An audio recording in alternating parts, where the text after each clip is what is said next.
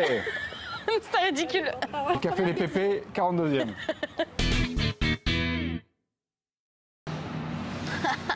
Allumez le feu.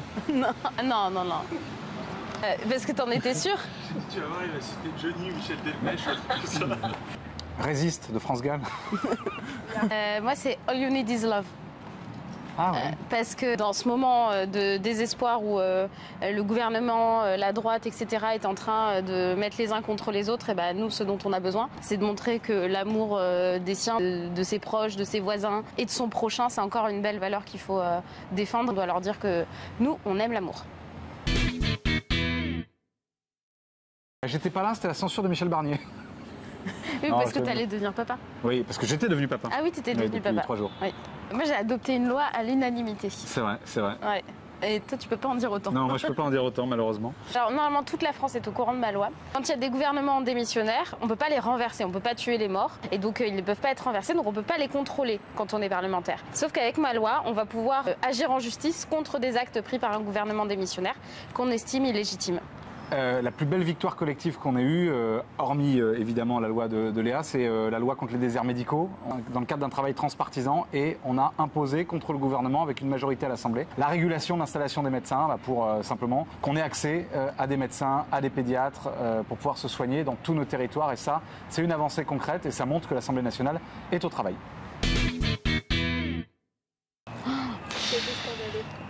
Non, mais là, il n'y a pas assez de palmes, en fait. Bah, déjà, Rachida Dati pour l'ensemble de son œuvre. Ouais, enfin, Bruno Retailleau pour son audace raciste. C'est vrai.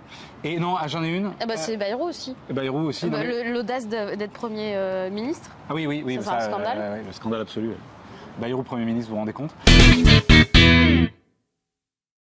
Moi, le moment le plus émouvant, c'est en commission des lois, quand j'ai fait adopter une proposition de loi pour permettre aux demandeurs d'asile d'avoir accès au marché du travail.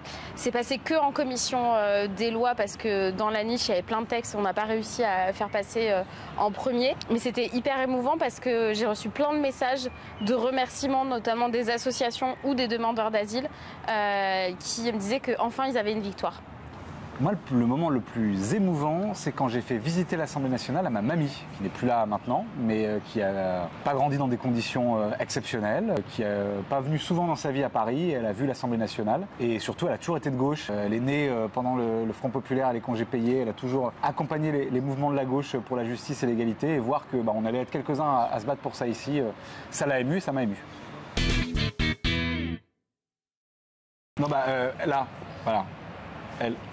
Bah lui. On fait les points presse, même quand c'est dur, on se donne de l'énergie et franchement, puis on a un groupe incroyable quoi, avec des gens qui se battent au quotidien, qui ont la pêche, qui se résignent pas. Donc, ouais. C'est le collectif, voilà. On s'en sort pas sans un collectif et qui sont une volonté de faire bloc, y compris dans les moments difficiles. C'est la force de notre groupe. Il y a tout dans notre groupe. Il y a des gens qui ont des histoires politiques différentes, des cultures politiques différentes, des partis différents, qui ont été élus à certains moments, qui parfois ont été élus il y a longtemps, ont été ministres il y a un petit moment. Voilà. Bon, bref, il y a plein de gens différents et on s'apprend les uns des autres, on s'écoute et on avance ensemble et ça fait du bien hein, dans un moment où tout est fait pour diviser, tout est fait pour fracturer. Nous, on est au clair sur nos valeurs et on sait où on va ensemble et ça, c'est précieux. Ouais, moi, j'ai un autre truc pour me faire tenir pendant les séances, c'est que je fais le jeu des sosies. J'essaye de trouver les ressemblances entre le Rassemblement national et des personnages de fiction et il y en a plein.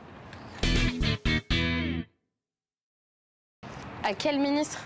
Au singulier. La question, c'est plutôt auquel on n'en donnerait pas. Au premier pour que tout le reste suive. Ouais, et puis j'ajouterais, pour être sûr qu'il s'en va bien, même parce que... Retailleau. Ouais, voilà, parce qu'on en a vu qui, même quand Barnier tombait, il revenait. On a même des gens qui ont perdu des élections et qui sont ministres. Bon. Mais ouais, Retailleau pour l'ensemble de son œuvre. Et j'ai vu qu'il avait un problème avec les héritiers de mai 68. C'est dommage que lui, il n'ait pas de problème avec les héritiers de juin 40. Benjamin. Si tu dis pas Léa, je t'excuse. C'est une excellente question. Non, arrête. Léa, évidemment. L'humour, ça ne marche qu'en binôme. Voilà. Alors moi, je vais prendre le combat que Benjamin mène en commission d'enquête sur la question des licenciements abusifs. On va avoir des centaines de plans sociaux, on en a déjà et on va en avoir d'autres. Et donc il faut absolument travailler à interdire ces licenciements boursiers.